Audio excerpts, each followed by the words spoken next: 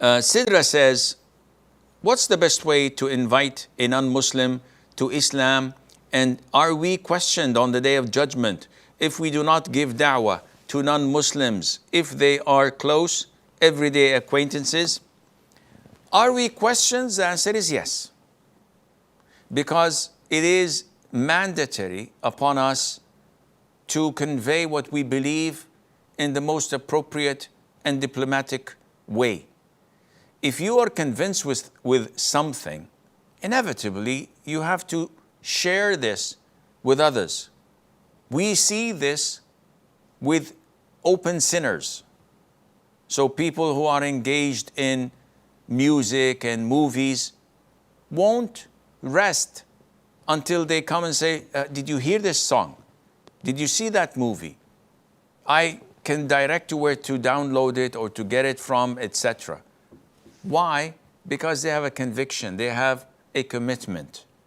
Now, as Muslims, our commitment is far greater than theirs because it's a way of life and it's what will define you on the day of judgment.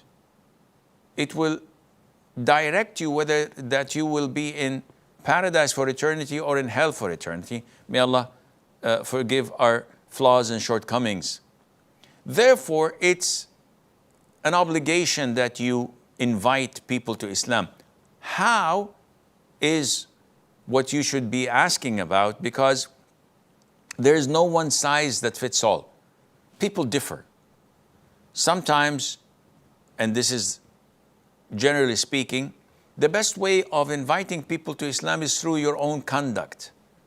The way you behave, the way you talk, the way you walk, the way you act.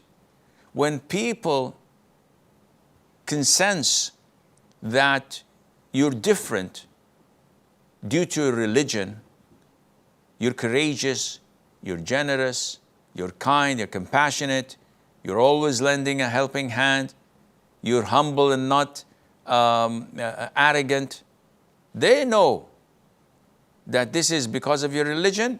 That would be the best form of da'wah. When you're committed to your word, when you give it a time, you're always punctual on time, they know that this is due to your beautiful religion, and this is one of the best ways of da'wah. Some people, they are intrigued when you discuss things with them, and they are amazed by the beauty of Islam when you show them the miracles and show them the benefits and the social aspects of it, the legal aspects of it, the Sharia concept, and they are mesmerized and accept Islam on the spot. Some people accept Islam when you directly talk to them about it. Like in the case of the Jew servant which the Prophet had, ﷺ, he fell sick. The Prophet visited him in his home, and that by itself is an act of da'wah.